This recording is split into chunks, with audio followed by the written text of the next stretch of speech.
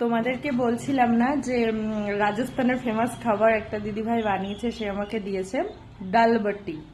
হ্যাঁ না, ডাল বাটি। তো ডাল বাটি কেমন দেখাচ্ছি তোমাদেরকে, চলো।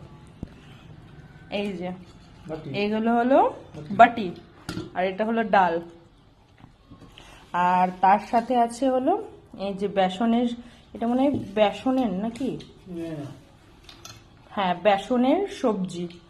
কিরকম, এই যে এরকম করে বানিয়ে বানিয়ে বেসনের সবজি, আর এই যে ডাল বাটিটাকে এরকম করে ভেঙে সবজির সাথে এরকম ভাবে নিয়ে